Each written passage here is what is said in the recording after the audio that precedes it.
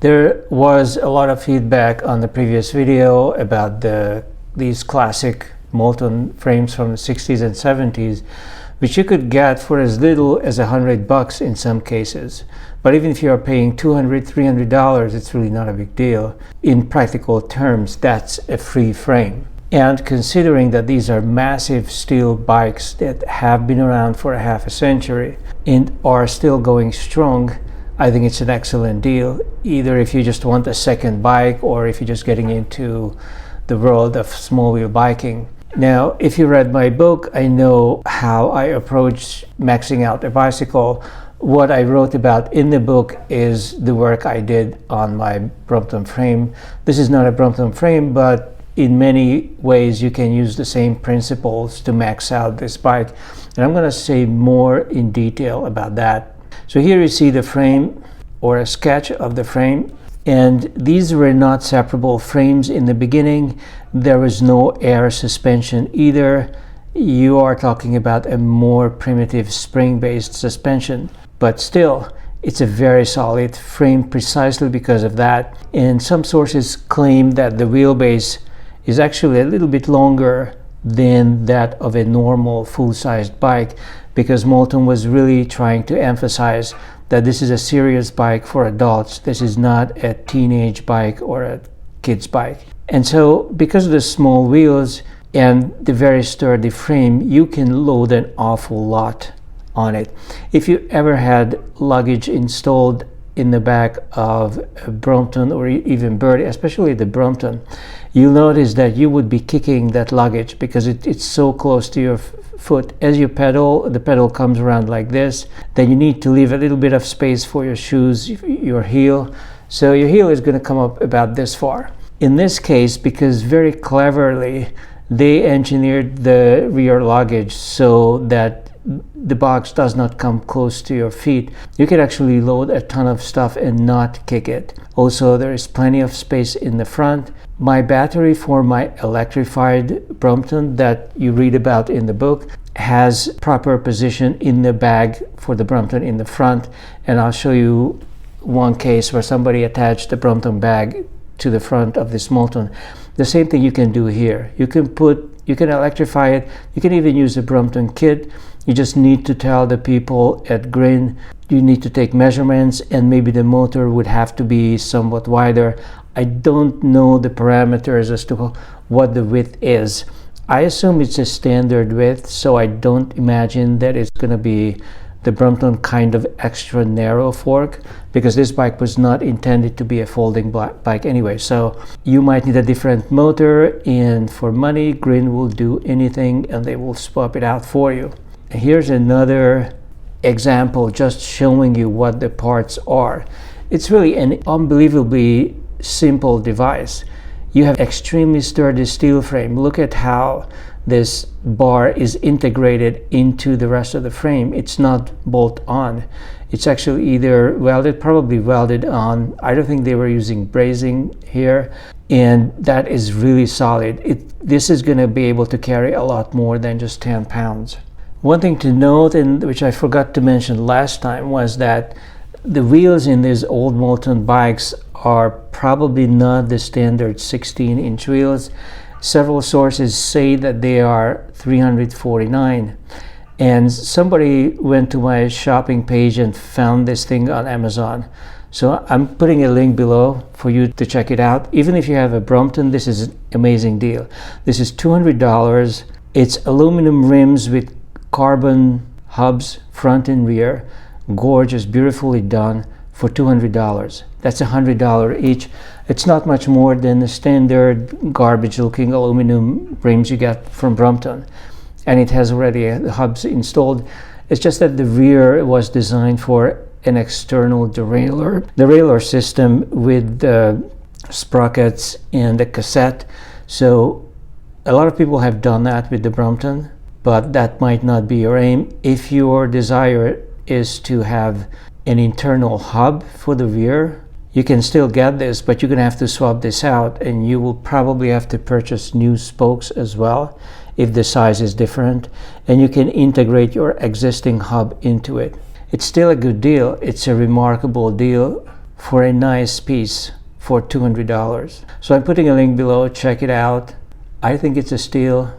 And I also wanted to take a look at this Raleigh bike that was giving a lot of trouble for Moulton during the early days.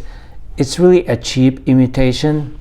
Notice that the bag is much closer to your feet. You are definitely going to be kicking the bag. The wheelbase is much shorter. You don't have the rigidness of another bar here to hold the frame together. So it's not nearly as cool or as stable as the original Moulton. But a lot of people are cheapskates, so a lot of people bought this instead of the Moulton. The one thing I do like about it is the 2-inch wide tire. At least just by eyeballing it in, it looks like 2 inches. And this looks like a standard 305 16-inch rim. But I don't have the specs on it. In any case, Moulton never sold their early bikes with these bigger, much more comfortable tires, as in my opinion they should have. It would have really made a difference. But in any case, this is just an example of what's still out on the market. You might be able to get some of these classic bikes, but they are not comparable quality to the Moulton, and they are not the same quality or durability, so I don't recommend them. Looking at what people have built out of these classic bikes, given that you are getting these frames used, as I show in my previous video, for $200, $300, you're basically getting a frame for free. So you can afford to splurge a little bit on the other stuff. In this case, they didn't really splurge, but I see a custom paint job. I think this whole frame has been repainted, and they chose a duotone approach, which is kind of nice. Now, some of these don't have the long bar extending all the way back, but it just extends a little bit, and then there is a bolt-on extension. So you can remove the rear luggage area if you don't like it. But these two braces are very nice enhancers of stability and to allow you to pack more weight on without any trouble. Notice that this build has no wires. It has no wire brakes. He's running a single speed. This looks like a custom or aftermarket or more, at least more recent crank, but a single speed, and I bet you are braking in the hub by backpedaling. So you don't need any brake pedals anywhere, a single speed, so there's no gear cabling anywhere either. It's a very simple build for flat rides for the most part, but he likes to have this dynamo. Probably this is for possibly commuting or doing something that might involve riding late at night, at least in the winter. Now here is another build I wanted to mention because they attached a Brompton front back to the front, and they are not using the traditional Moulton extension for front luggage, but they are directly attaching it to the frame. I'm not sure how they've solved this, but I do see that this is the actual Brompton bag, and it is wrapped around the steering column in the front. I also know that this is a newer frame because it has a triangle in the rear with a pad for suspension for the rear. This was the original very first suspension, not a triangle. And this is excellent for a Gates carbon drive, belt drive conversion, which I have seen also. This seems to be just cleaned off. It really, everything is original except for the Brooks saddle.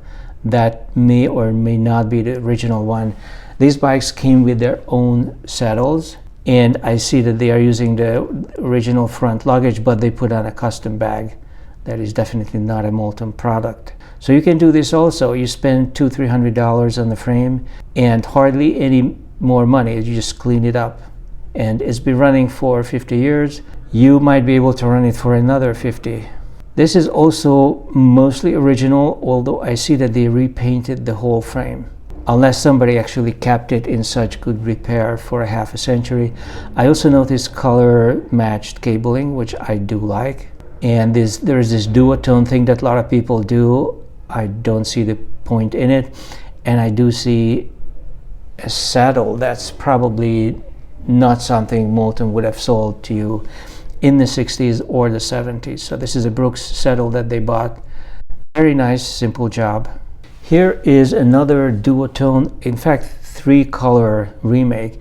They custom painted the fork, the rear dropout, and then there's another color for this rear luggage assembly as well. And the pretty racy seat attached. And I think they've done something original up here as well. I'm not sure if this handlebar and the grips are the original, but the cabling, it's color matched and it's new. Everything is clean, so it looks pretty good. They are running racing tires on it. This Kojak racing tire, probably 349 millimeters. And it's possible that this is a custom upgraded or at least newer caliper brake as well, both the front and the rear versions. Here's a very nice job. I just like the color of it. I don't think Moulton sold this color, so this to me seems like somebody disassembled it and they completely recolored it. They could have changed the cable color to match the frame so it wouldn't stand out so much. Although this is like a purple white harmony, so there is white everywhere else, so maybe this looks good. And then there is this bag. I don't think this is the original Moulton bag, but it's possible that it is. Just notice how much space there is in it. It's a lot of space. And here we are getting into more of a racing style. Back in the 90s, I met a woman in New York who had one of those antique bikes. She configured it like this to do racing with it, and she removed the luggage entirely. The fact that you have front and rear luggage with a racing setup is kind of weird. It's like a sports touring setup, which is not bad, but if I'm hauling a lot of stuff around, I would probably want maybe a more comfortable seat, and I wouldn't want to lean ahead. This is a very low, very aggressive grip to have the handlebar lower than the seat, plus a bullhorn bar as well. But very nice, clean job, no question. Here's an even more aggressive build. It looks like somebody swapped out the fork in the front. And given how incredibly cheap these frames are, it really shouldn't be a problem to buy a new fork to replace the steering column or what goes inside of it, the handlebar, this seat post, getting a racing seat. So it's still not a lot of money, especially for a single speed track bike with an enormous crank. I think this is a 62 chain wheel, or looks close to that, maybe 56, and slightly larger wheels as well. There are no brakes because this is a track bike, so you are pedaling forward or backward. You have a direct connection to the rear hub.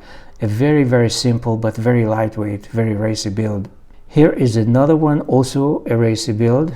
I don't see any gears in the rear, so this is also a single speed, but has a little bit of luggage. This is a racing seat from Brooks. I do like the seat, and some bottle holders. So this is definitely for some kind of a sporty riding on weekends. And here's another sporty one. There are actually 3 Moultons on this picture, so it's a little confusing. But you can see the lines of the classic, and this is one where they removed the rear luggage component, and you can put that back if you want to, but this is more racy the way it's done here.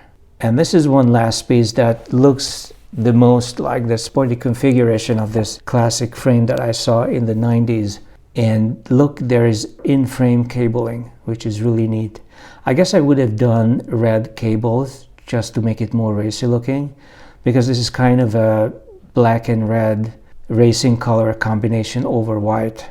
Moulton Speed. Well, this was a very early Moulton Speed. There is a Moulton Speed now, but that's a space frame. And the rest of it is original, very clean, possibly even repainted, although it might have been just cleaned up. And an external derailleur system. Now this is the kind of thing that would require custom rims, and I think these are not the original rims. And of course the Kojak racing tires from Schwalbe. Very nice looking bike. So I leave it at that. If you have any more questions, feel free to post them below, and make sure to check my links. There's a lot of useful information out there, and these frames, in my opinion, are still a bargain at 50 and 60 years old. I'll be back.